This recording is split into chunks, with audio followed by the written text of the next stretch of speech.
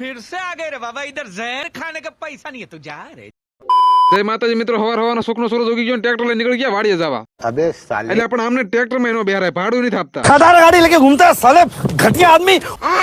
લ્યો અજીત માંડ એક ટ્રેક્ટર માં હેઠા ઉતર્યા ને બીજું ટ્રેક્ટર આવી ગયું. હા, બીજી વાડીએ મલસિંગ કરવાનું હોય. એટલે પણ આ મલસિંગ વાળા ટ્રેક્ટર માં સેટિંગ બહુ કરવું પડે છે. पूछा किसी ने?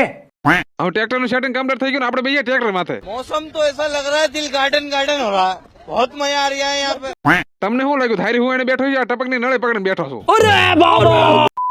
પછી ફાઇનલી 2 કલાક ટ્રેક્ટર ના દોડાયો એટલે મલસિંગ નું કામકાજ થઈ ગયું કમ્પ્લીટ. ઝડપથી પૈસા નો વહીવટ પતાવીને ટ્રેક્ટર વાળા મોકલી દીધા ઘરે. હવે આપણા ખેતરમાં મલસિંગ નું કામકાજ કમ્પ્લીટ થઈ ગયું એની ખુશીમાં હીરાલાલ તો નળી ક્યાં હશે. વધારે ખુશ છું.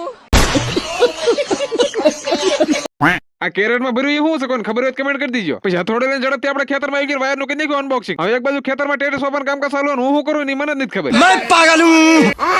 એટલે હાવ એવું ન હોય, ખેતર ફરતે વાયર બાંધતો હતો. પછી વાયર બાંધવાનું કામકાજ કમ્પ્લીટ થઈ ગયું, ઝટકો ફિટ કરો કે નહીં ખાડો. ઓમ ઝટકા દેવાય નમઃ. અરે બસ કર ભાઈ.